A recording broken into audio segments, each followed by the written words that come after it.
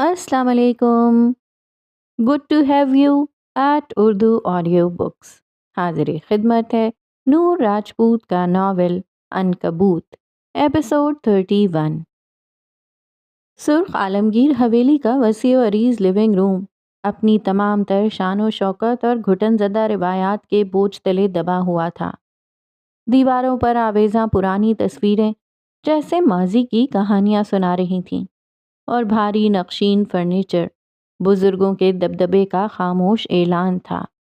کھڑکیوں سے چھن کر آتی دوپہر کی روشنی بھی اس کمرے کی سنجیدگی اور ٹھہراؤ کو کم کرنے میں ناکام تھی. ایک بڑے مخملی صوفے پر وجاہت عالمگیر، فلک کے والد، اپنے مخصوص سندھی انداز میں ایک ٹانگ پر دوسری ٹانگ رکھے کسی گہری سوچ میں گم براجمان تھے. ان کے چہرے پر وقت کی لکیروں کے ساتھ ساتھ خاندان کی عزت اور روایات کی پاسداری کا غیر متزلزل عزم بھی عیاں تھا. ان کے سامنے ذرا فاصلے پر ایک چھوٹی نشست پر فلک سہمی ہوئی بیٹھی تھی. اس کی انگلیاں بے چینی سے آپس میں الجھی ہوئی تھیں. ہوا میں ایک انکہی کشیدگی تیر رہی تھی. کچھ دن پہلے اس نے لاہور کی ایک بڑی یونیورسٹی میں ماسٹرز کے لیے اپلائی کر دیا تھا. اس کا میرٹ لسٹ میں نام آ چکا تھا.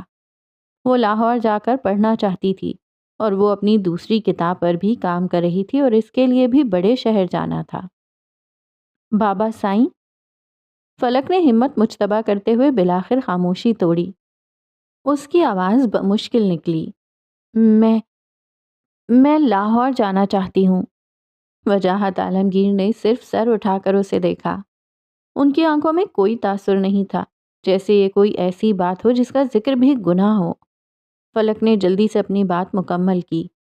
وہاں یونیورسٹی میں ماسٹرز کے لیے داخلہ مل رہا ہے، اور ایک رائٹر کی حیثیت سے بھی. لاہور بڑا شہر ہے، مجھے نئے مواقع ملیں گے، سیکھنے کو ملے گا. اس کی آواز میں امید اور خوف کی ملی جلی لرزش تھی. اس سے پہلے کہ وجاہت عالمگیر کچھ کہتے، فخر جو پاس ہی کھڑا تھا آگے بڑھا. ابا سائیں، فلک ٹھیک کہہ رہی ہے. ماشاءاللہ سے اس کی پہلی کتاب بھی آ گئی ہے. لاہور جائے گی تو اسے بہتر ماحول ملے گا، اپنی صلاحیتوں کو مزید نکھار سکے گی، پڑھائی بھی مکمل ہو جائے گی. فخر کے لہجے میں احترام تھا، مگر اپنی بہن کے لیے حمایت کا جذبہ بھی واضح تھا. حالانکہ وہ جانتا تھا ابا سائیں کبھی نہیں مانیں گے. اس نے فلک کو پہلے ہی منع کر دیا تھا، پر فلک نے کسی طرح اسے جذباتی بلیک میل کر کے اپنی طرفداری کے لیے منا ہی لیا تھا. ویسے بھی رئیس کے انکار کے بعد وہ بالکل بجھ گئی تھی. اب اگر وہ خود پر دھیان دے رہی تھی، اپنی پہچان بنانا چاہتی تھی، تو اسے یہ موقع ضرور ملنا چاہیے تھا. وجاہت عالمگیر نے فخر کو ایک ناگوار نظر سے دیکھا، پھر ان کی نگاہیں دوبارہ فلک پر جم گئیں. ان کے لہجے میں اب صدیوں کی روایات کا وزن اور سختی در آئی تھی. لاہور، اکیلے، دماغ تو ٹھکانے پر ہے تمہارا؟ ساری نرمی، سارا پیار دور جا سویا. ان کی بات سے ہی فلک سہم گئی. موٹی موٹی شہد رنگ آنکھوں میں نمی ابھری. ابا سائیں، زمانہ بدل گیا ہے. فخر نے پھر کوشش کی. خاموش رہو تم. وجاہت عالمگیر کی گرجدار آواز کمرے میں گونجی. زمانہ بدل گیا ہوگا شہروں میں، ہماری حویلی کی روایتیں نہیں بدلیں. وہ سیدھے ہو کر بیٹھ گئے. عورت ذات ہے یہ. عورت گھر کی چار دیواری میں ہی محفوظ رہتی ہے. باہر کی ہوا لگتی ہے تو سب بھول جاتی ہے، اپنا آپ، اپنی عزت، خاندان کی عزت، سب کچھ. ان کی آواز میں اب تلخی کے ساتھ ایک پرانا خوف بھی شامل ہو گیا تھا. کیا بھول گئے ہو تم سب؟ اسی حویلی کی دہلیز پار کرنے کی آزادی دی تھی نا ایک کو. کیا کیا اس نے؟ پورے خاندان کے نام پر کالک مل دی. ایسی کالک جو آج تک دھل نہیں سکی. آج بھی لوگ باتیں کرتے ہیں. فلک کا چہرہ سفید پڑ گیا. یہ وہ پرانا قصہ تھا جس کا بھوت آج بھی حویلی پر منڈلاتا تھا، جس کی سزا آنے والی نسلوں کو بھی بھگتنی پڑ رہی تھی. ابا سائیں، میں وہ نہیں ہوں. میں پھپھو جیسی نہیں ہوں. میرا یقین کریں. فلک کی آواز بھرا گئی. آنکھوں میں آنسو جمع ہونے لگے. میں صرف اپنی پہچان بنانا چاہتی ہوں، اپنی محنت سے، اپنی قابلیت سے. میں آپ کا سر کبھی جھکنے نہیں دوں گی. میں صرف پڑھنا چاہتی ہوں، لکھنا چاہتی ہوں۔ اس کی آواز التجا میں ڈوب گئی۔ وہ اپنی شناخت کے لیے تڑپ رہی تھی، اس قید سے نکلنے کے لیے بے چین تھی جسے خاندان کی عزت کا نام دیا گیا تھا۔ اور کبھی کبھی اپنے لیے لڑنا ہی اتنا مشکل کیوں ہو جاتا ہے؟ بس، وجاہت عالمگیر نے فیصلہ کن انداز میں ہاتھ اٹھایا۔ بہت ہو گیا، کوئی لاہور وہور نہیں جانا، یہیں رہو اسی حویلی میں۔ لکھنا ہے تو یہاں بیٹھ کر لکھو، پڑھ لیا جتنا پڑھنا تھا، اب اور گنجائش نہیں، یہ میرا آخری فیصلہ ہے۔ ان کے لہجے کی حتمیت نے کمرے میں بچی کچھی امید کا بھی گلا گھونٹ دیا۔ فخر نے بے بسی سے سر جھکا لیا۔ فلک وہیں بیٹھی رہ گئی، آنکھوں سے آنسو رخساروں پر بہہ نکلے۔ سرخ حویلی کی سرخ دیواریں اسے پہلے سے کہیں زیادہ بلند اور ناقابل عبور محسوس ہو رہی تھیں۔ اس کے خواب، اس کی پہچان، سب جیسے ان دیواروں میں زندہ دفن ہو گئے تھے۔ یہ انکار صرف لاہور جانے سے نہیں تھا، یہ اس کی ذات، اس کے وجود، اس کی خواہشوں کا انکار تھا۔ اور یہ احساس اس کے دل میں ایک گہری ٹیس چھوڑ گیا۔ ابا سائیں، جو اس کے شفیق اور مہربان ابا تھے، جو اسے آنکھوں پر بٹھا کر رکھتے تھے، جانے کیوں اس فیصلے سے اتنا بھڑک چکے تھے۔ وہ اٹھ کر لیونگ روم سے باہر نکل گئے۔ باورچی خانے میں موجود دونوں بھابھیوں اور اماں نے افسوس سے منہ پر کپڑا رکھ لیا۔ میں نے کہا تھا نا وہ نہیں مانیں گے، فخر نے شکست خوردہ لہجے میں کہا تو سسکتی ہوئی فلک اٹھ کھڑی ہوئی۔ وہ بھاگتے ہوئے فخر کے قریب سے نکلتی چلی گئی۔ لیونگ روم کے بعد لاؤنج سے بھاگتے ہوئے وہ اب سیڑھیاں چڑھ رہی تھی۔ اوپر آتے ہی اس نے اپنے کمرے کا دروازہ بند کیا اور بیڈ پر اوندھے منہ گر گئی۔ گھٹی گھٹی سی سسکیاں کمرے میں گونجتی رہیں۔ مجھ سے ملنے تمہیں بلندیوں پر آنا ہوگا۔ اسے تو بس بلندیوں تک جانا تھا۔ وہاں جا کر وہ اس شخص کو دکھانا چاہتی تھی کہ وہ اتنی بے مول نہیں تھی جو اسے یوں ٹھکرا دیا گیا۔ اس کی اپنی پہچان تھی، مگر پہچان کی جنگیں لڑنا اتنا آسان نہیں ہوتا۔ وہ وہیں لیٹی رہی۔ اس نے کسی کے لیے بھی دروازہ نہیں کھولا۔ دکھ صرف یہ نہیں تھا، ایک اور دکھ کا تھا جس کا وہ آج کل سامنا کر رہی تھی، تنقید اور تضحیک کا۔ کمرے میں شام کے سائے گہرے ہونے لگے، مگر فلک کے دل و دماغ پر چھائی دھند چھٹنے کا نام نہیں لے رہی تھی۔ کھڑکی سے باہر ڈوبتے سورج کی نارنجی روشنی بھی اس کے اندر کی بے چینی کو کم نہ کر سکی۔ اس کی پہلی کتاب کی اشاعت کو چند مہینے ہی ہوئے تھے، مگر ان چند مہینوں نے اسے شہرت کی بلندیوں کے ساتھ ساتھ تنقید کی گہری کھائیوں کا ذائقہ بھی چکھا دیا تھا۔ آن لائن رائٹر ہونے کا تانا تو جیسے اس کی پہچان کا لازمی حصہ بن گیا تھا۔ وہ جب لیٹ لیٹ کر تھک گئی تو اٹھ بیٹھی، بے دلی سے اپنا فون اٹھایا، انگلیوں نے از خود انسٹاگرام کا آئیکن ڈھونڈ نکالا۔ شاید کچھ دیر کے لیے ذہن بٹ جائے، شاید کسی قاری کا کوئی حوصلہ افزا پیغام نظر آ جائے، شاید، مگر اسکرین پر جو کھلا وہ ایک نیا طوفان تھا۔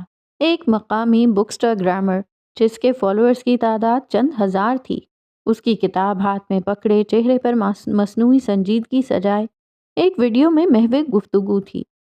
فلک نے بے دلی سے پلے کا بٹن دبایا۔ تو جناب، آج ہم ریویو کریں گے فلک عالمگیر صاحبہ کی پہلی کتاب کا۔ بکسٹاگرامر کی آواز میں طنز کی ہلکی سی چاشنی تھی۔ سوشل میڈیا پر تو بہت دھوم ہے، ہر کوئی تعریفوں کے پل باندھ رہا ہے، تو ہم نے سوچا کیوں نہ خود ہی پڑھ کر دیکھا جائے کہ آخر ایسا کیا خاص ہے اس شاہکار میں۔ لفظ شاہکار پر اس نے دانستہ زور دیا تھا۔ فلک کا دل دھک سے رہ گیا۔ اس نے گہرا سانس لیا، چہرہ سرخ پڑ گیا، حلق خشک ہوا اور ہاتھ کپ کپانے لگے۔ پہلی بات تو یہ کہ زبان، اوفو، بکسٹاگرامر نے منہ بنایا۔ لگتا ہے جیسے واٹس ایپ کی چیٹ چل رہی ہو۔ وہ ادبی گہرائی، وہ الفاظ کا چناؤ، وہ منظر نگاری، سب غائب۔ بس آسان آسان لفظوں میں محبت، پیار اور ٹوٹے دل کی باتیں ہیں۔ آج کل کے نوجوان شاید یہی پڑھنا پسند کرتے ہیں، لیکن ادب کے سنجیدہ قاری کے لیے اس میں کچھ خاص نہیں۔ اس نے کتاب کے چند صفحات پلٹے۔ اور کردار نگاری، فلک صاحبہ، معذرت کے ساتھ، لیکن آپ کے کردار بڑے سطحی ہیں، کوئی گہرائی نہیں، بس وہی روایتی ہیرو ہیروئن۔ ایسا لگتا ہے کہ رائٹر نے اپنی ہی زندگی کی فینٹیسی لکھ دی ہے۔ فلک کو لگا جیسے کسی نے اس کے کانوں میں گرم سیسا انڈیل دیا ہو۔ یہ صرف تنقید نہیں تھی، یہ تضحیک تھی۔ اس بکسٹا گرامر کے لہجے میں ایک حقارت تھی، ایک ایسی برتری کا احساس جیسے وہ کوئی بہت بڑی ادبی نقاد ہو اور فلک ایک نو آموز بچی۔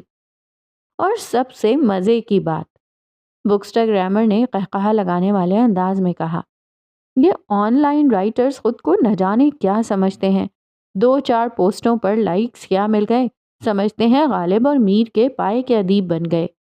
ارے بھائی، اصلی ادب چھپی ہوئی کتابوں میں ہوتا ہے، یہ فیس بک اور انسٹاگرام کی دنیا الگ ہے۔ فلک کی آنکھوں میں نمی تیرنے لگی۔ اس نے خود کو بہت روکا، مگر آنسو تھے کہ پلکوں کی باڑ توڑنے کو بے تاب تھے۔ اس کا دل چاہا کہ وہ فون دیوار پر دے مارے، مگر وہ بے بسی سے اسکرین کو تکتی رہی۔ زندگی پہلے ہی مشکل چل رہی تھی، یہ اسکرین کے اس پار لوگ زندگی مزید مشکل کیوں بنا دیتے ہیں؟ ویڈیو ختم ہوئی تو اس نے کانپتے ہاتھوں سے کامنٹ سیکشن کھولا۔ وہاں ایک الگ ہی جنگ جاری تھی۔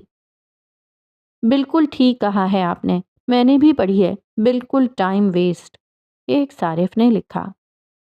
یہ آج کل کے سوشل میڈیا رائٹرز نے اردو ادب کا بیڑا غرق کر دیا ہے، ایک اور تبصرہ تھا۔ فضول کتاب ہے، پیسے ضائع ہو گئے میرے تو۔ وہ دھواں دھواں ہوتے چہرے کے ساتھ لوگوں کے کامنٹس پڑھ رہی تھی۔ اس نے ہمیشہ محبت کی اور پائی تھی۔ یہ نفرت کی دنیا بالکل الگ تھی، اسے یہ سب ہینڈل کرنا نہیں آتا تھا۔ مگر ان منفی تبصروں کے بیچ چند آوازیں فلک کے حق میں بھی بلند ہو رہی تھیں۔ ایسی بات نہیں ہے، میں نے کتاب پڑھی ہے اور مجھے پسند آئی، بہت آسان اور دل کو چھو لینے والا انداز ہے۔ ہر کسی کا اپنا ذوق ہوتا ہے، آپ کو پسند نہیں آئی تو اس کا یہ مطلب نہیں کہ کتاب بری ہے۔ فلک نے بہت اچھا لکھا ہے۔ تنقید ضرور کریں لیکن تصحیح کرنا کہاں کا انصاف ہے۔ رائٹر نے محنت کی ہے، اس کی حوصلہ افزائی کرنی چاہیے۔ فکشن کا مقصد ہی یہی ہوتا ہے کہ قاری کو اپنی دنیا سے نکال کر کہیں اور لے جاؤ، اور فلک کی کتاب یہ کام بخوبی کرتی ہے۔ کچھ دیر تک وہ ان تبصروں کو پڑھتی رہی۔ حامیوں کے الفاظ سے اسے وقتی طور پر حوصلہ ملا، مگر ناقدین کے الفاظ، خاص طور پر اس بکسٹا گرامر کا تضحیک آمیز لہجہ، اس کے ذہن پر ہتھوڑے کی طرح برس رہا تھا۔ اس نے ایپ بند کی اور فون ایک طرف اچھال دیا۔ کمرے میں اندھیرا مکمل طور پر چھا چکا تھا، بالکل ویسا ہی اندھیرا جو فلک کو اپنے اندر بھی محسوس ہو رہا تھا۔ اس کی پہلی کتاب نے اسے پہچان تو دی تھی، مگر یہ پہچان کانٹوں کا تاج پہنے ہوئے تھی۔ نرم دل فلک کے لیے محبت سیکھنا شاید آسان تھا، مگر اس بے رحم ادبی دنیا اور آن لائن نفرت کا سامنا کرنا ایک بالکل الگ اور کہیں زیادہ مشکل سبق تھا۔ اس نے آنکھیں بند کی اور آنسوؤں کو آزاد بہنے دیا۔ یہ بقا کی جنگیں اتنی آسان نہیں ہوتی۔ گرینڈ پیلس پیرس، ریہرسل کا دوسرا دن۔ پیرس کا گرینڈ پیلس شیشے کی چھت سے چھنتی ہوئی نرم روشنی میں نہاتے ہوئے ایک غیر معمولی سرگرمی کا مرکز بنا ہوا تھا۔ 2 دن بعد ہونے والے فیشن شو کی ریہرسل زور و شور سے جاری تھی۔ مرکزی ہال، جو عام طور پر اپنی عظیم الشان خاموشی کے لیے جانا جاتا ہے، اب قدموں کی چاپ، سرگوشیوں، موسیقی کے ادھورے ٹکڑوں اور ہدایت کاروں کی آوازوں سے گونج رہا تھا۔ مختلف برانڈز کے عملے اپنے اپنے مختص کردہ علاقوں میں موجود تھے۔ کپڑوں کے ریک ادھر ادھر بکھرے تھے۔ ماڈلز بغیر میک اپ کے اپنے واک کی مشق کر رہی تھیں اور ٹیکنیشین لائٹس اور ساؤنڈ سسٹم کو حتمی شکل دے رہے تھے۔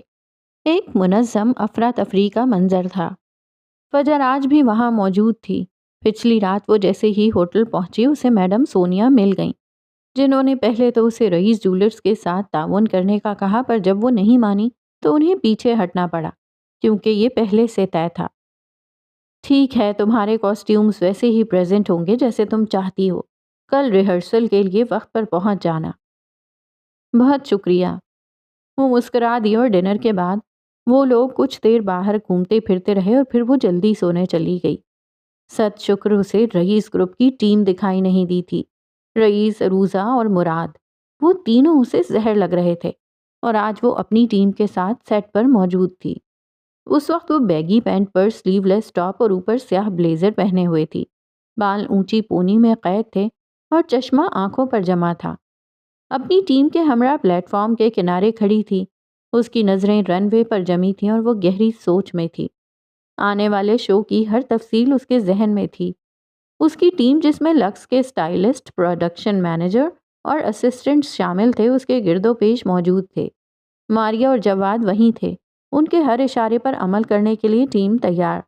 مگر کوئی ماڈل کے لباس کی ایڈجسٹمنٹ کر رہا تھا، کوئی جولری کے سیٹ چیک کر رہا تھا اور کوئی فائنل لکس کی تصاویر لے رہا تھا۔ ریہرسل کا عمل کافی پیچیدہ تھا۔ سب سے پہلے ماڈلز کو ان کی انٹری اور ایگزٹ پوائنٹس بتائے جا رہے تھے اور رن وے پر ان کے نشانات مقرر کیے جا رہے تھے جہاں انہیں پوز کرنا تھا۔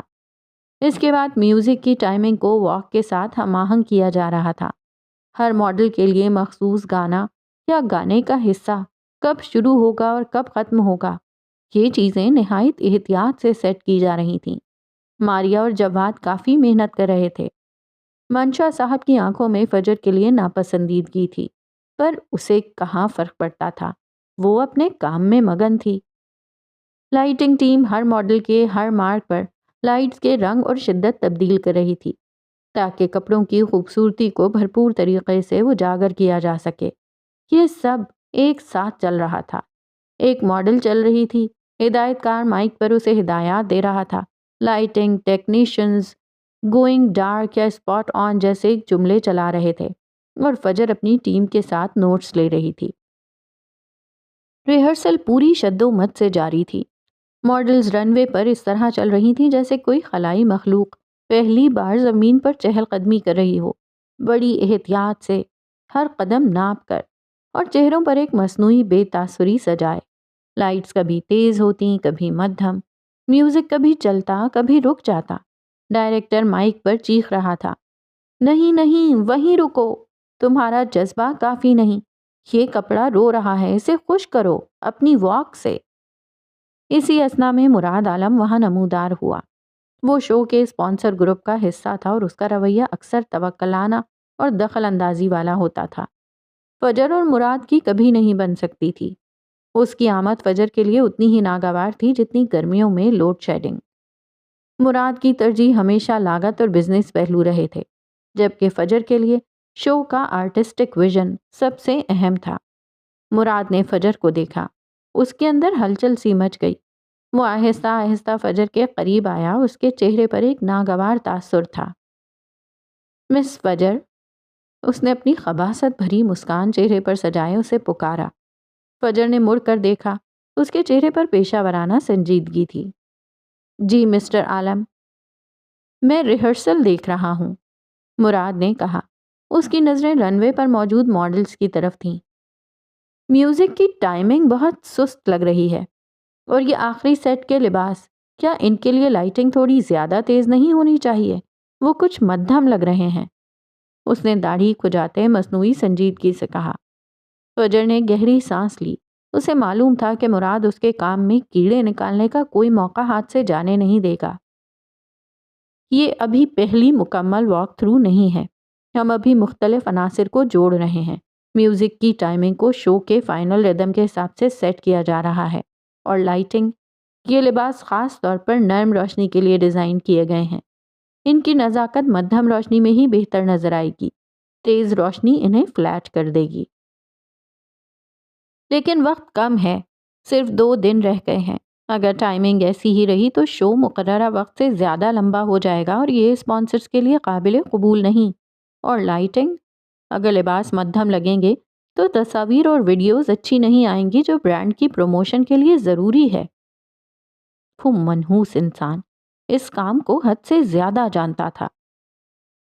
مسٹر عالم، فجر کی آواز میں اب سختی آ گئی تھی، میں آرٹسٹک ڈائریکٹر نہیں ہوں۔ میں ان کے ساتھ کام کر رہی ہوں، لیکن مجھے معلوم ہے کہ میرے ڈیزائنز کو کس طرح پیش کرنا ہے۔ ٹائمنگ فائنل ہو جائے گی، لیکن میرے کام کے معیار پر سمجھوتا نہیں ہوگا۔ یہ فیشن شو ہے، کوئی ٹریڈ شو نہیں۔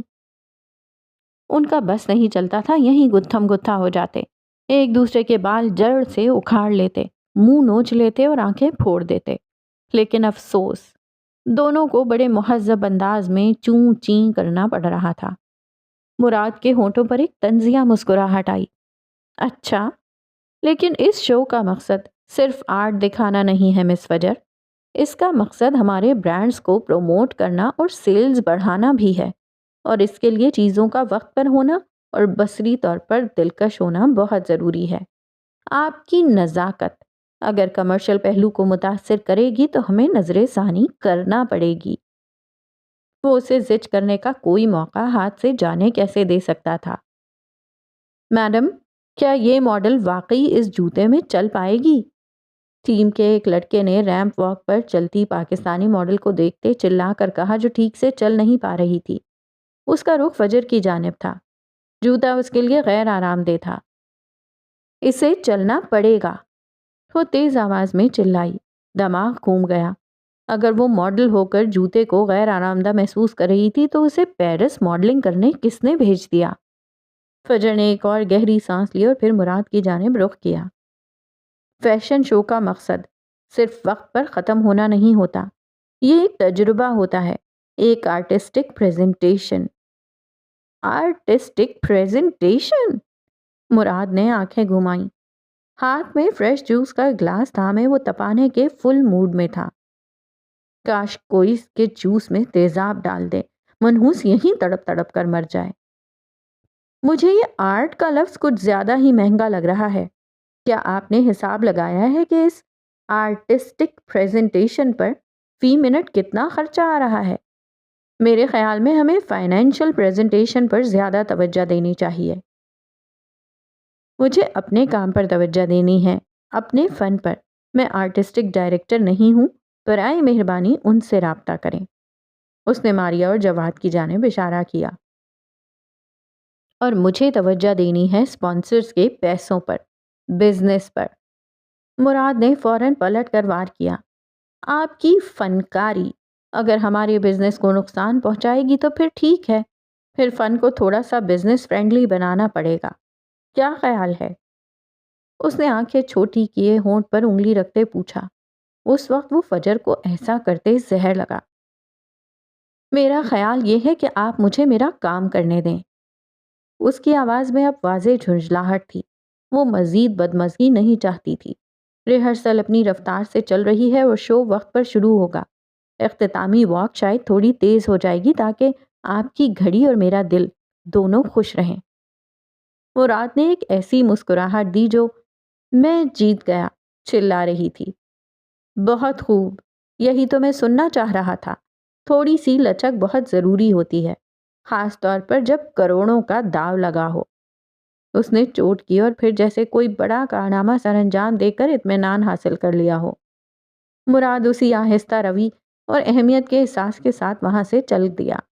جاتے ہوئے اس نے رن وے پر ایک اور سرسری نگاہ ڈالی، جیسے اب ماڈلز اس کی مداخلت کے بعد برق رفتاری سے بھاگنا شروع ہو جائیں گی۔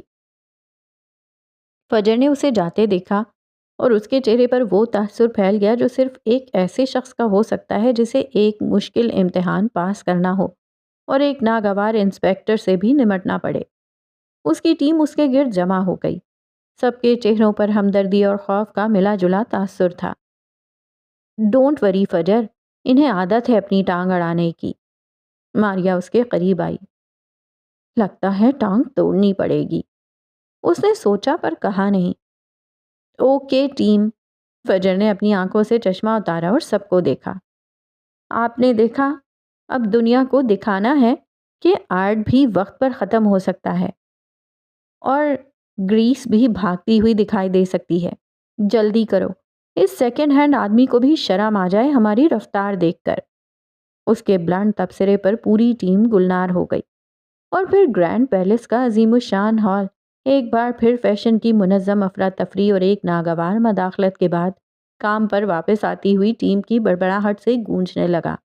شو ابھی 2 دن دور تھا اور فجر جانتی تھی کہ مراد عالم جیسے بزنس گرو ابھی اور کئی بار اس کے فن کا مزہ خراب کرنے آئیں گے۔ لیکن یہی تو فیشن ویک ہے۔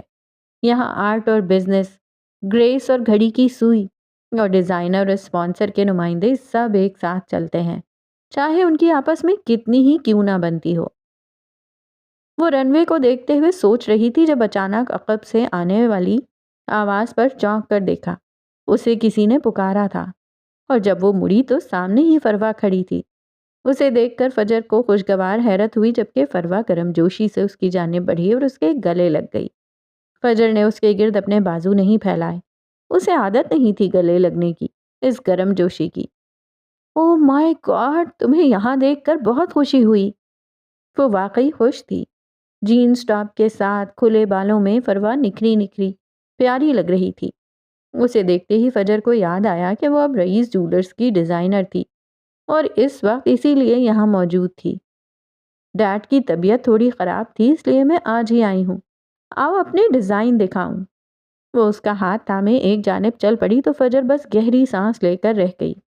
فروا کی خوشی دیدنی تھی، اس لیے فجر نے کچھ سخت سست کہہ کر اس کا دل دکھانے سے خود کو روک لیا۔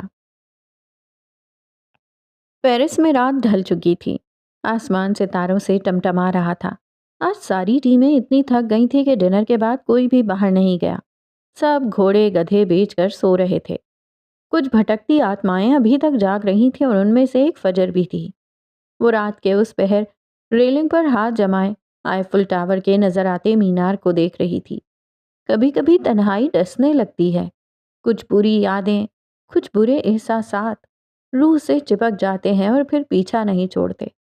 وہ بھی ایسے ہی احساسات کے زیر اثر تھی، اس لیے شب خوابی کا سفید لباس پہنے، کندھوں پر گرم اسکارف ڈالے وہ اپنے کمرے سے نکل آئی اور اب باہر بیلکنی میں کھڑی تھی۔ رات کے وقت موسم کافی خنک ہو جاتا تھا، اس پہر یہاں کافی خاموشی تھی۔ تم آئے نہیں ہو ابھی تک؟ موبائل ہاتھ میں پکڑے ایئرپورٹ کان میں جمائے رئیس کا گزر ہوا۔ دوسری جانب مراد عالم تھا۔ اس نے بیلکنی میں کھڑی فجر کو دیکھا اور پھر رک گیا۔ بھویں سکڑ گئیں۔ مراد نے دوسری جانب سے جواب دیا اور کال بند ہو گئی۔ بددماغ لڑکی، وہ اسے دیکھ کر بڑبڑایا۔ کل رات والا واقعہ یاد آ گیا۔ وہ جس ٹیکسی میں ہوٹل تک آئی تھی وہ اس کے پیچھے پیچھے آیا تھا اور جب وہ ہوٹل کے اندر چلی گئی تھی تب اس نے گاڑی واپس موڑی تھی۔ ہاں، سچ کہا تھا اس نے، مسیحاؤں کو کبھی کبھی تعاقب کرنا پڑتا ہے۔ رئیس نے گہرا سانس لیا اور موبائل پینٹ کی جیب میں ڈالتا اس کی جانب بڑھا۔ ارے فجر، آرٹ یہاں؟ مجھے لگا تھا کسی قبرستان کے دورے پر نکلی ہوگی، کسی کفن سے تازہ تازہ نائٹ میئر نکالنے۔ اس نے فجر سے کچھ فاصلے پر کھڑے ہوتے تپانے والا تبصرہ کیا۔ اس کی خوشبو پھیل گئی۔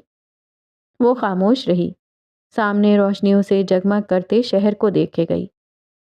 خیریت ہے؟ آج ذہانت کا زہر نہیں اگلو گی؟ وہ اسے بولنے پر اکسا رہا تھا۔ میں کچھ سوچ رہی ہوں، وہ گویا ہوئی۔ سوچ کا زہر اگلا جائے۔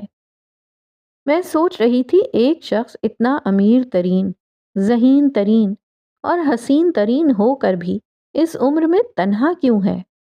اس نے رخ موڑ کر رئیس کو دیکھا۔ چہرے پر استہزاء تھا جبکہ آنکھوں میں عجیب سی چمک تھی۔ وہ دونوں اب یوں کھڑے تھے کہ ایک حصہ روشنی میں تھا اور دوسرا بیلکنی کی جانب اندھیرے میں۔ رئیس کی آنکھوں کی چمک غائب ہوئی۔ یہ میری چوائس ہے۔ اس نے لہجے کو مضبوط بنایا۔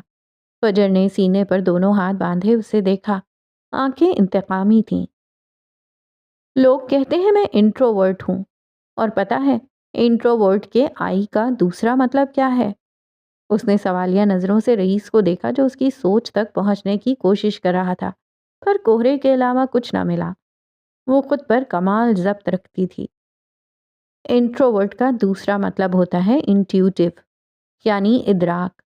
میں خطروں اور زخموں کو سونگ دور سے لیتی ہوں۔ اس کی پُر اعتمادی حد سے زیادہ تھی۔ تو کیا ادراک ہوا ہے تمہیں؟ وہ دھڑکتا دل لیے بولا۔ ایک انسان کی امیر ترین، ذہین ترین اور حسین ترین ہونے کے بعد بھی سنگل ہونے کی ایک ہی وجہ ہے۔ وہ کندھے اچکا کر بولی۔ کیا؟ وہ اس کی آنکھوں میں دیکھتے بولا۔ دھتکار۔ اس کی ہیزل آنکھوں میں شیطانی چمک ابھری۔ رئیس کے چہرے کا رنگ فاق ہوا۔ یوں لگا جیسے ہوٹل کی پوری عمارت اس کے اوپر آ گری ہو، یوں جیسے سامنے کھڑی لڑکی نے اسے زوردار تماچا دے مارا ہو۔ ایک دھتکار ہی ہے جو انسان کو تنہا راج کرنے پر مجبور کرتی ہے۔ وہ بول رہی تھی جبکہ رئیس اپنی جگہ پر جم گیا۔ فجر نے اس کے چہرے کی بدلتی رنگت دیکھی تھی۔ وہ جانتی تھی نشانہ ٹھیک جگہ لگا تھا۔ خنجر اس کے دل کے آر پار ہو چکا تھا اور رئیس اورنگزیب اس وقت اس کے سامنے کھڑا لہو لہان ہو رہا تھا۔ اس کے دل سے خون رس رہا تھا۔ وہ اپنا بدلہ لے چکی تھی۔ تکلیف کا بدلہ تکلیف، زخم کا بدلہ زخم۔ کیا ہوا؟ الفاظ دم توڑ گئے۔ اس نے معصومیت سے آنکھیں پٹپٹائیں۔ رئیس جو جبڑے بھینچے کھڑا تھا اس نے حلق تر کرتے ایک گہری سانس لی۔ کھڑے کھڑے چہرے کے رنگ بدل لیے۔ وہ بھی اداکار تھا۔ اگر اتنا بھی نہ کر پاتا تو پھر تف ہے اس کی اداکاری پر۔ اگلے چند لمحوں میں وہ خود پر قابو پا چکا تھا۔ رخ دوبارہ ریلنگ کی طرف موڑا اور ریلنگ پر ہاتھ جماتے ذرا سا جھک گیا۔ یقین اور خود پسندی میں ایک باریک سی لکیر ہوتی ہے۔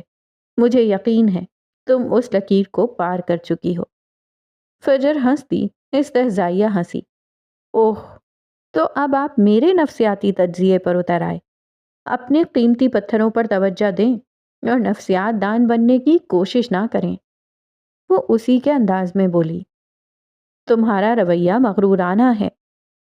تم اپنے کام کے علاوہ کسی اور کے فن کو خاطر میں نہیں لاتی۔ اس نے کمال مہارت سے گفتگو کا رخ موڑ دیا کہ پاس کھڑی فجر سمجھ ہی نہ پائی۔ ہوگی وہ کہیں کی انٹیوٹیو۔ پر ساتھ کھڑا مرد رئیس اورنگزیب تھا۔ پانی کے بہاؤ کی طرح اس ذہن کے ساتھ ساتھ گفتگو کا رخ بھی بدل سکتا تھا۔ یہ بالکل غلط ہے۔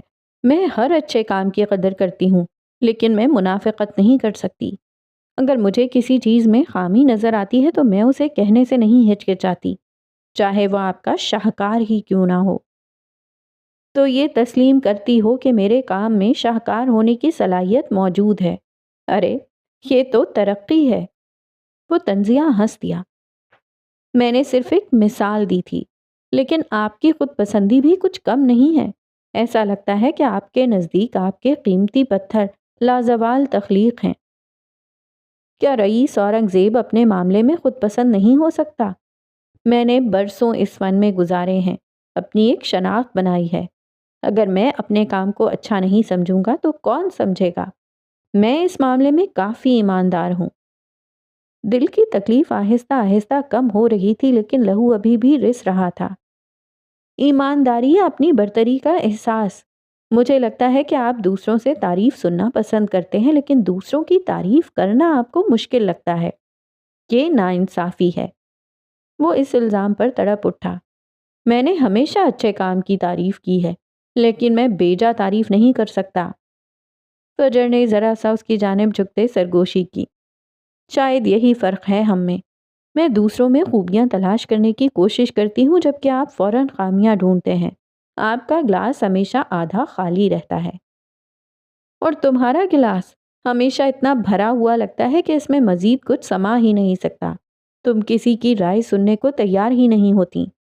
اس نے سخت ناگوار لہجے میں کہا۔ بالکل، اور یہی وجہ ہے کہ ہم جیسے دو خود پسند فنکار ایک کمرے میں زیادہ دیر تک نہیں رہ سکتے۔ ہماری انائیں آپس میں ٹکراتی ہیں، اس لیے میں چلتی ہوں۔ وہ ریلنگ سے ہٹ کر پیچھے ہوئی اور پھر راہداری کی جانب قدم بڑھائے۔ رئیس نے مڑ کر نہیں دیکھا، وہ وہیں کھڑا رہا۔ اے مکڑی، تم یہاں کیا کر رہی ہو؟ عین اس وقت مراد کا نزول ہوا۔ اس نے فجر کو نئے نام سے نوازا۔ جب سے اس کے کاسٹیومز دیکھے تھے، اس کے لیے مکڑی سے بہتر نام اور کوئی نہیں لگ رہا تھا۔ اس کی آواز سنتے ہی فجر کے رگو پے میں زہر پھیل گیا، جبکہ مراد مشکوک نظروں سے کبھی رئیس تو کبھی اسے دیکھ رہا تھا۔ وہ فجر پر بالکل بھروسہ نہیں کر سکتا تھا۔ فجر فوراً پلٹی۔ اس زہریلی مکڑی سے بچ کر رہیں، کاٹ لیا نا تو آپ کا فریش جوس بھی کام نہیں آئے گا، تڑپ تڑپ کر مریں گے۔ مراد عالم سر تا پیر سلگ گیا، جبکہ جبڑے بھینچے کھڑے رئیس کے لبوں پر مسکراہٹ ابھری۔ قسم سے میں عورتوں کی اتنی آزادی کے حق میں نہیں ہوں۔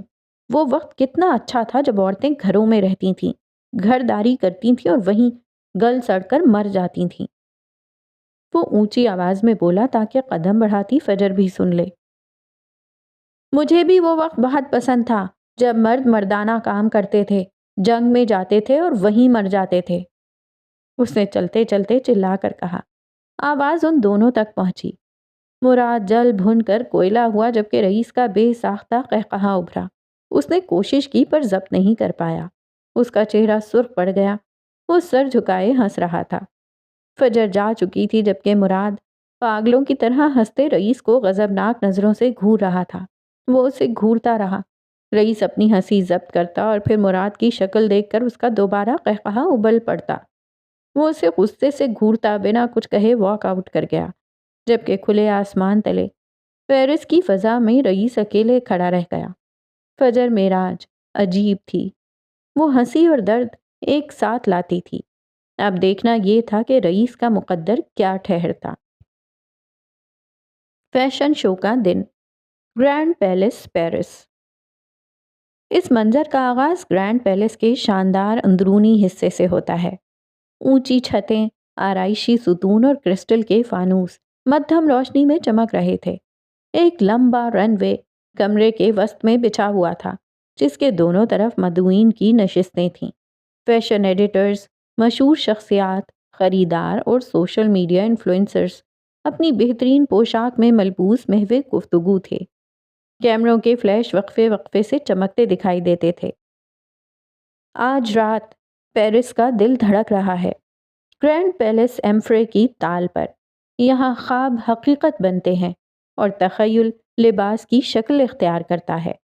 کاسٹیوم ڈیزائننگ کا یہ فیشن شو صرف کپڑوں کا مظاہرہ نہیں، یہ کہانیوں، کرداروں اور ان دنیاؤں کا جشن ہے جو ڈیزائنرز کے ذہنوں میں پروان چڑھتی ہیں۔ نریٹر ایک خوبصورت سی سٹائلش لڑکی تھی۔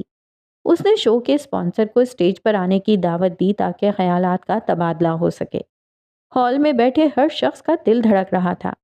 ہر شخص اپنے اندر ایک نیا جوش، ایک نیا جذبہ محسوس کر رہا تھا، اور ان میں فجر بھی تھی۔ اسپاٹ لائٹ کی روشنی میں رئیس اسٹیج تک آیا۔ خوشبوؤں میں رچا بسا وہ سیاہ ڈریس پینٹ اور سیاہ سلک کی جھلملاتی شرٹ پہنے ہوئے تھا۔ کف فولڈ تھے، کلائی میں چمچماتی مہنگی گھڑی، شرٹ کے اوپری 2 بٹن کھلے تھے جن سے گردن پر لگا وہ سرخ زخم نظر آ رہا تھا، اور یہ زخم دینے والی اسی ہال میں بیٹھی تھی۔ اس نے اسٹیج پر آتے ہی ہمیشہ کی طرح سینے پر ہاتھ رکھا اور سر کو ذرا سا خم دیا، اور بس ماحول بن گیا۔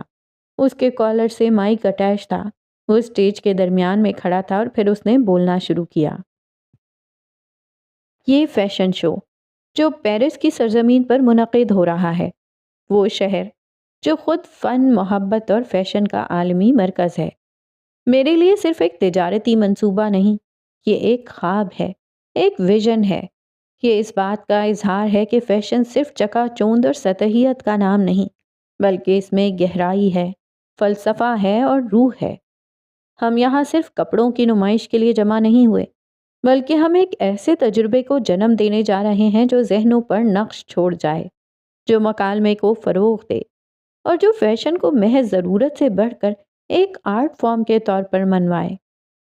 وہ سب کا جوش بڑھانے آیا تھا۔ اس شو کا مقصد صرف تازہ ترین ٹرینڈز دکھانا نہیں، بلکہ سرحدوں کو دھندلانا ہے۔ یہ مشرق اور مغرب کے فن، روایت اور جدت کے حسین امتزاج کو پیش کرنے کی ایک کوشش ہے۔ ہم چاہتے ہیں کہ یہ ریمپ صرف ماڈلز کے چلنے کی جگہ نہ ہو، بلکہ یہ ایک ایسا اسٹیج بنے جہاں مختلف ثقافتیں، خیالات اور تخلیقی اظہار ایک دوسرے سے گلے ملیں۔ یہ وہ جگہ ہو جہاں کپڑا صرف جسم نہ ڈھانپے، بلکہ روح کی عکاسی کرے۔ وہ ہولے سے مسکرایا اور بھرپور تالیوں میں اسٹیج سے اتر آیا۔ کچھ دیر بعد ہی ہال کا جیسے منظر ہی بدل گیا۔ رن وے کے سرے پر ایک دلکش موسیقی شروع ہوئی، روشنی مدھم ہوئی، اور پھر ایک تیز شعاع رن وے کے آغاز پر پڑی۔ پہلی ماڈل نمودار ہوئی۔ اس نے ایک شاندار سنہری رنگ کا لباس پہنا ہوا تھا، جس میں پیچیدہ کڑھائی اور پروں جیسے عناصر شامل ہیں۔ اس کا انداز ایک افسانوی ملکہ کا تھا۔ یہ تو لاجواب ہے، ایسا لگتا ہے جیسے کسی پرانی داستان سے نکلی ہو۔ تفصیل دیکھو فجر۔ فجر کے ساتھ بیٹھی فروا بڑبڑائی۔ مشرقی، مغربی، بہت سارے برانڈز اور انہی کی نمائش چل رہی تھی۔ ناقابل یقین، اور اس کا اعتماد دیکھو، وہ اس لباس کو پہن نہیں رہی، وہ اس کی روح بن گئی ہے۔ فجر نے ماڈل کی تعریف کی۔ اتنے میں ایک اور ماڈل رن وے پر چلتی نظر آئی۔ اس کا لباس ایک بہادر جنگجو کا تھا، جس میں چمڑے کے مضبوط حصے، دھاتی آرمر کے نقوش اور ایک لمبا بہتا ہوا سرخ عبا شامل تھا۔ اس کی چال میں عزم اور طاقت تھی۔ یہ فلمی دنیا کے لیے بہترین ہوگا۔ کردار نگاری کتنی مضبوط ہے، صرف لباس سے ہی پتہ چل رہا ہے۔ ان سے اگلی سیٹ پر سرگوشیاں ہو رہی تھیں۔ موسیقی بدل گئی اور ایک مزاحیہ رنگین لباس میں ملبوس ماڈل نمودار ہوئی۔ یہ ایک خیالی مخلوق لگتی تھی جس میں بڑے بڑے موسیقی خیز کان اور ایک لمبی لچکدار دم تھی۔ ہال میں ہلکی ہنسی گونج گئی۔ اوہ میرے خدایا، یہ کتنا پیارا ہے! میرے خیال میں یہ بچوں کے شو کے لیے بہترین ہوگا۔ فروا نے فون نکال کر تصویر بنائی۔ اسی طرح مختلف تھیمز اور کرداروں پر مبنی ملبوسات رن وے پر پریڈ کرتے رہے۔ سائنس فکشن کے جنگجو، تاریخی شخصیات اور ماورائی مخلوقات سبھی اپنے شاندار شکلوں میں جلوہ گر ہوتے رہے۔ ہر لباس ایک کہانی کہتا تھا، ایک مختلف دنیا کی جھلک دکھلاتا تھا۔ قیمتی زیورات، بیگز، میک اپ، بہت کچھ دکھایا جا رہا تھا۔ ڈیزائنرز اپنی اپنی ٹیم کے ساتھ آ رہے تھے۔ انہیں ستائش سے نوازا جا رہا تھا۔ جانے کتنی دیر تک یہی سلسلہ چلتا رہا۔ موسیقی کی ہلکی آواز کے ساتھ نریٹر کی آواز سنائی دی۔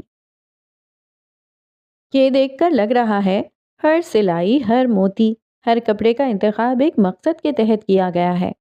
یہ صرف فیشن نہیں، یہ کردار سازی ہے۔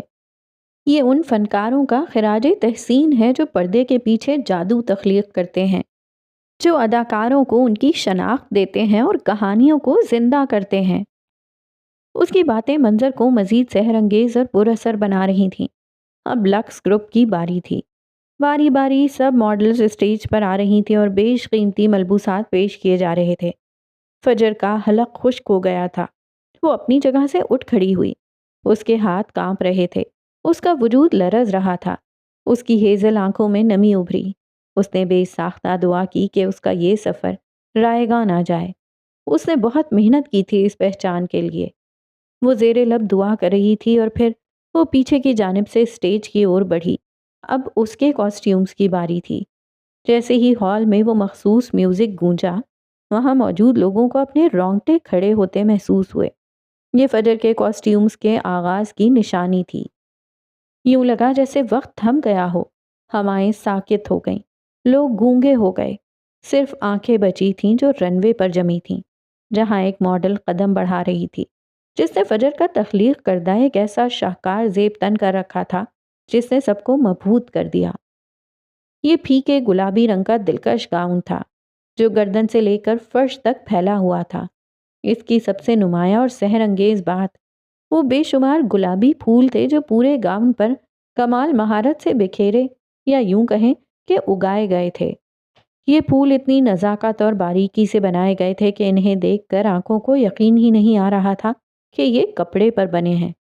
ایسا محسوس ہوتا تھا جیسے کسی جادوئی باغ سے براہ راست چیری بلاسم کے تازہ پھول توڑ کر گاؤن پر سجا دیے گئے ہوں۔ گاؤن کا بالائی حصہ گردن سے شروع ہو کر نیچے تک آتا تھا، جہاں سے یہ گھیردار ہو کر فرش پر پھیل جاتا تھا۔ پھولوں کا یہ سمندر گردن سے شروع ہو کر دامن تک بہتا چلا گیا تھا، جس نے گاؤن کو ایک غیر معمولی خوبصورتی اور رعنائی بخشی تھی۔ رنگوں کا انتخاب اور پھولوں کی ترتیب اتنی دل فریب تھی کہ جیسے بہار اپنے پورے جوبن پر آ گئی ہو اور رن وے پر چیری بلاسم کا ایک درخت متحرک ہو گیا ہو۔ ماڈل جب اس گاؤن میں واک کر رہی تھی تو ہر قدم پر پھولوں کا یہ حسین جھرمٹ لہرا رہا تھا جو دیکھنے والوں کی آنکھوں کو ایک عجیب سی ٹھنڈک اور سکون بخش رہا تھا۔ یہ صرف ایک لباس نہیں تھا بلکہ فجر کے فن، تخیل اور محنت کا جیتا جاگتا نمونہ تھا جس نے پیرس کے فیشن منظرنامے پر اپنے انمٹ نقوش چھوڑ دیے۔ یہ منظر بلا شبہ کسی خواب سے کم نہ تھا۔ کس نے کہا تھا کہ وہ صرف نائٹ میئرز بن سکتی تھی؟ ہاں، اسے پھولوں سے کھیلنا بھی آتا تھا اور آج ثابت ہو گیا تھا۔ میوزک پھر سے بدل گیا۔ جیسے ہی چیری بلاسم کے خوابناک گاؤن کا منظر نظروں سے اوجھل ہوا، رن وے پر ایک نئی تلسماتی تخلیق نمودار ہوئی۔ ماحول میں پھیلی لطافت اب ایک گہری پراسرار چمک میں بدل گئی۔ سامنے جو پیکر آیا وہ کسی اور دنیا کی مخلوق معلوم ہوتا تھا، ایک سیاہ فام ماڈل جس کی جلد چمکدار آبنوس جیسی تھی، ایک ایسے کاسٹیوم میں ملبوس تھی جو حیران کن تھا۔ یہ لباس کسی عام کپڑے سے نہیں بنا تھا، بلکہ یوں لگتا تھا جیسے رات کی گہری خاموشی میں ریت کے ان گنت چمکدار ذروں کو اکٹھا کر دیا گیا ہو۔ اس کی رنگت بئی نحو ہماری کہکشاں جیسی تھی، سیاہ اور گہرے نیلے رنگوں کی تہیں جن میں اربوں کھربوں روشن ذرات چمک رہے تھے۔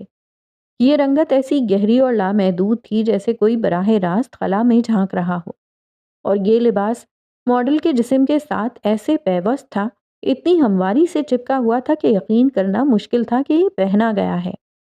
یہ تو یوں لگتا تھا جیسے ریت کے چمکتے ذروں کو براہ راست اس کی جلد پر بکھیر کر جما دیا گیا ہو۔ جسم کے خموں پر یہ ذرے بل کھاتے ہوئے ایک بہتے ہوئے ستارے کی دھول کا منظر پیش کر رہے تھے۔ اوپر سے لے کر کمر تک یہ لباس ماڈل کے جسم سے مکمل طور پر چمٹا ہوا تھا، اس کے ہر زاویے کو نمایاں کر رہا تھا، لیکن کمر کے نیچے یہ اچانک کسی جل پری کے دم کی طرح وسیع ہو کر پھیل گیا تھا۔ جب ماڈل قدم اٹھاتی تھی تو یہ ریت کے ذرات کا سمندر لہراتا تھا، ایک کہکشانی پونچھ جو زمین پر جھاڑو پھیرتی جا رہی تھی۔ اس لباس پر موجود ریت کے چمکتے ذرے سیاہ فام ماڈل کی روشن اور دمکتی جلد پر تو ایسے دکھائی دے رہے تھے جیسے آسمان کے ستارے کسی گہری رات میں اپنی پوری آب و تاب سے چمک رہے ہوں۔ ہر ذرہ ایک ننھے ستارے کی مانند ٹمٹما رہا تھا، جس نے ماڈل کے وجود کو ایک زندہ کہکشاں میں تبدیل کر دیا تھا۔ یہ کاسٹیوم صرف گردن سے پیروں تک ہی محدود نہ تھا، بلکہ بڑی نفاست سے ماڈل کی آنکھوں کے گرد بھی پھیلا ہوا تھا۔ یوں لگتا تھا جیسے کہکشاں کی دھول سے بنا کوئی پراسرار ماسک اس کے چہرے پر سجا دیا گیا ہو، جو اس کی آنکھوں کو مزید گہرا کر رہا تھا۔ یہ منظر اتنا سحر انگیز، اتنا ماورائی تھا کہ دیکھنے والے گویا کسی اور سیارے پر پہنچ گئے ہوں، جہاں لباس مادے سے نہیں، روشنی اور کہکشاؤں کی دھول سے بنتے ہیں۔ فجر کی تخلیقی صلاحیت نے ایک بار پھر ثابت کیا کہ فیشن صرف کپڑا نہیں، ایک کہانی ہے، ایک تجربہ ہے، ایک خواب ہے جسے حقیقت کا روپ دیا گیا ہے۔ میوزک بدلا۔ اس بار سب کو اپنی دھڑکن رکتی محسوس ہوئی، کیونکہ میوزک ہی ایسا تھا۔ Calling out my name in the summer rain، سیلواٹورے۔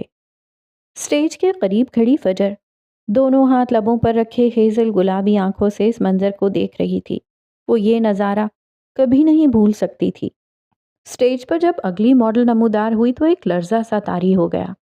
اس نے فجر کا شاہکار وہ سفید مکڑی کے جالے جیسا کاسٹیوم اوڑھ رکھا تھا۔ یہ کسی عام کپڑے سے نہیں بنا لگتا تھا، بلکہ یوں محسوس ہوتا تھا جیسے کوہرے کی باریک دھند یا چاندنی کے تاروں کو یکجا کر کے یہ جال بنا گیا ہو۔ اس کا رنگ دودھیا سفید تھا، مگر اس میں ایک عجیب سی بے جان چمک تھی، جیسے کسی قدیم راز کی پرچھائی ہو۔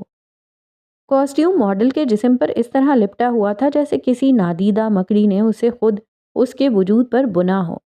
یہ ڈھیلا ڈھالا نہیں تھا، بلکہ ہر خم ہر زاویے کے ساتھ ایسے پیوست تھا کہ ماڈل خود اس جالے کا حصہ لگ رہی تھی۔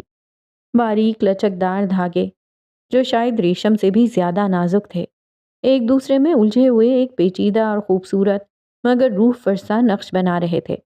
اور پھر وہ چیزیں تھیں جو اس کاسٹیوم کو صرف خوبصورت سے ہٹا کر خوفناک کے دائرے میں لے آتی تھیں، نائٹ میئرز کے دائرے میں، کابوس کے دائرے میں۔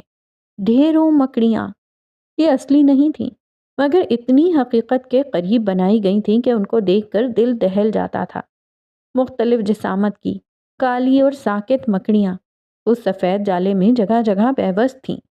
ان کی مخملی سیاہ جسامتیں سفید جالے پر ایسے نمایاں تھیں جیسے موت کے چھوٹے چھوٹے نشان۔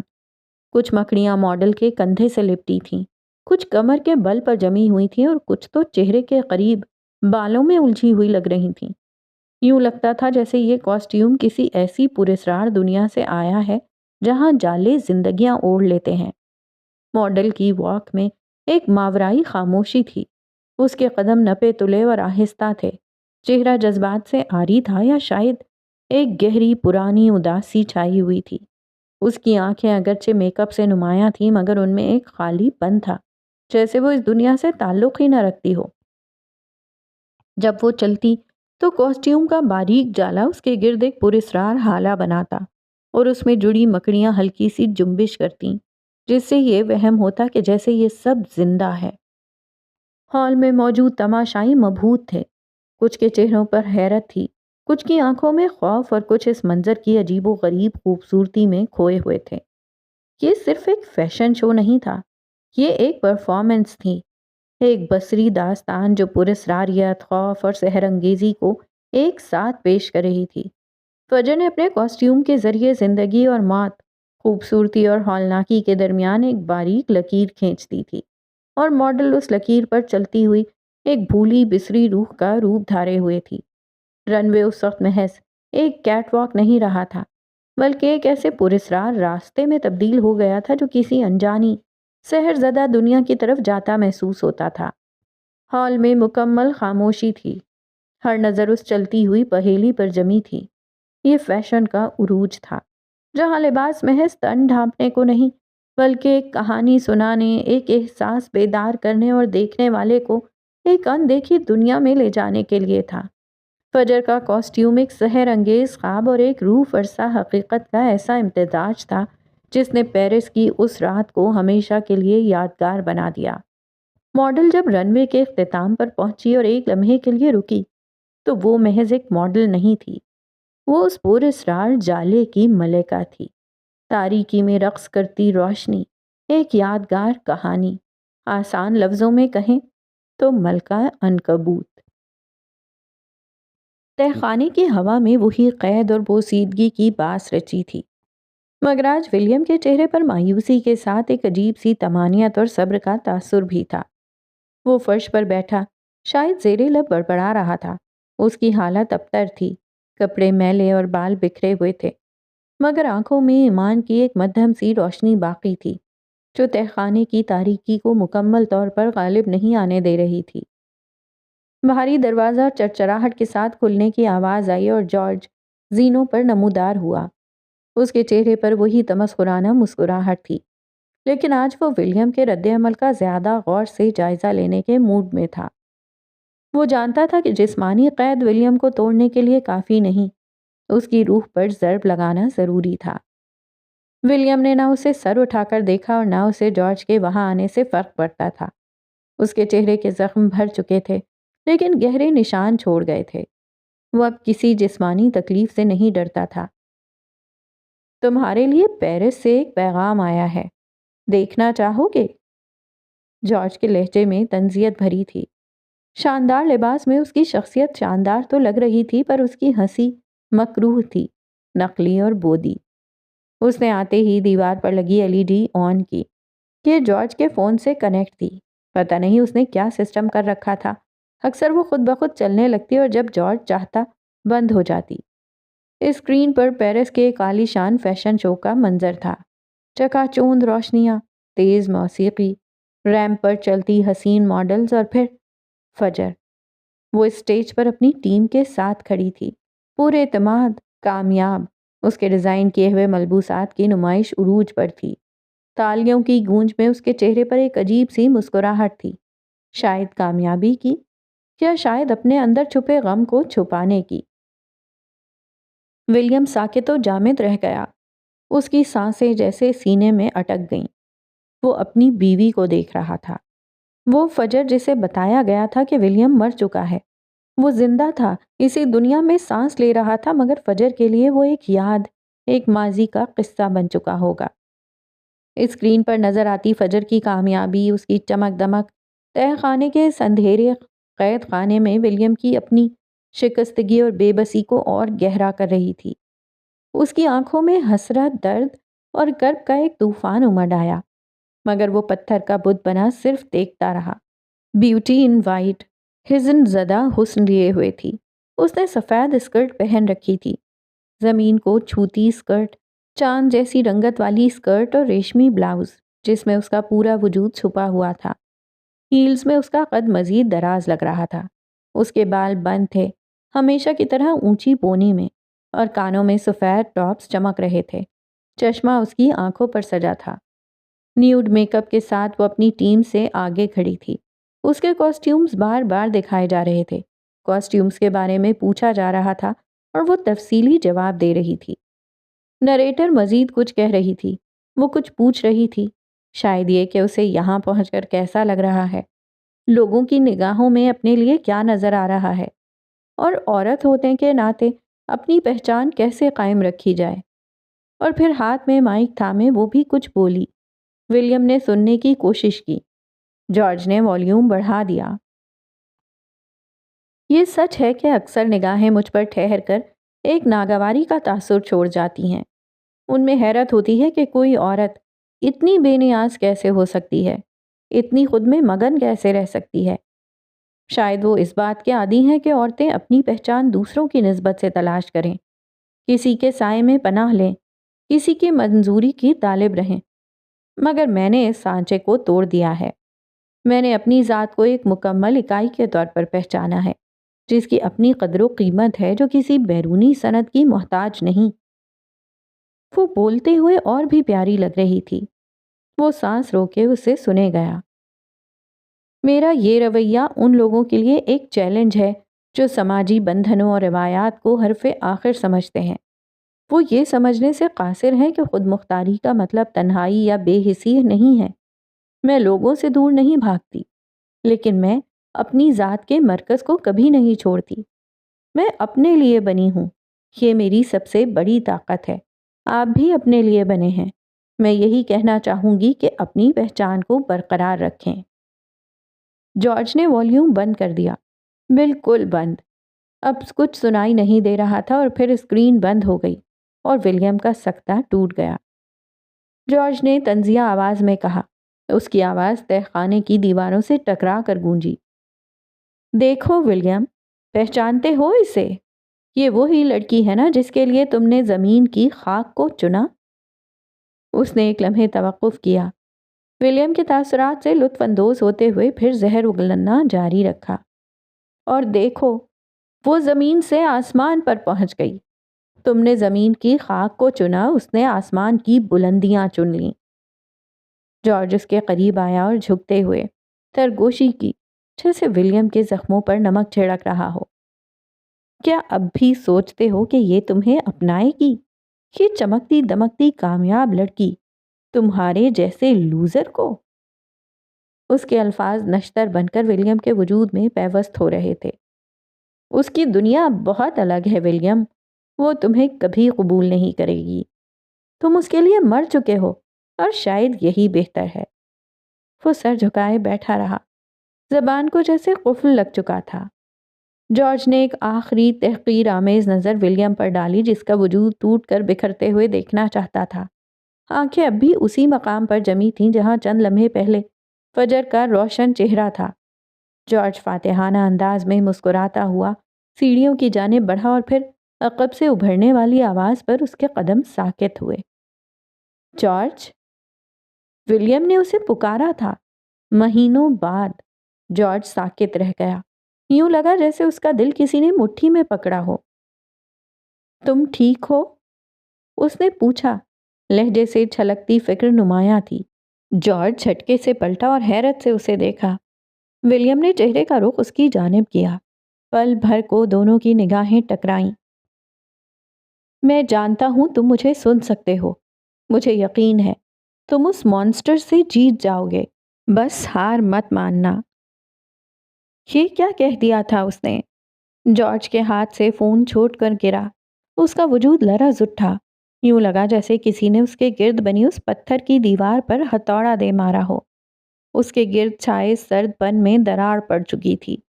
وہ پھٹی پھٹی نگاہوں سے ولیم کو دیکھے گیا۔ بچپن کے کئی مناظر اس کی آنکھوں کے سامنے سے گزرے۔ ولیم اسے گلے لگا رہا تھا، جارج اسے کھانا کھلا رہا تھا۔ وہ بیسٹ بردرز تھے۔ ان کے بیچ یہ کون آ گیا تھا؟ یہ حیوان کون سا حیوان تھا جس نے جارج کو اپنے قابو میں کر لیا تھا؟ تم اس سے لڑ سکتے ہو جارج، مجھے یقین ہے تم جیت جاؤ گے۔ ولیم کی آواز پھر سے گونجی۔ کچھ رشتوں میں نفرت کو کبھی بھی نفرت سے نہیں، محبت سے کاٹا جاتا ہے۔ جارج کچھ دیر کھڑا رہا اور پھر وہ خوفزدہ ہو کر زینوں پر بھاگنے لگا۔ وہ ولیم سے دور بھاگ رہا تھا، جیسے وہ کوئی عفریت ہو۔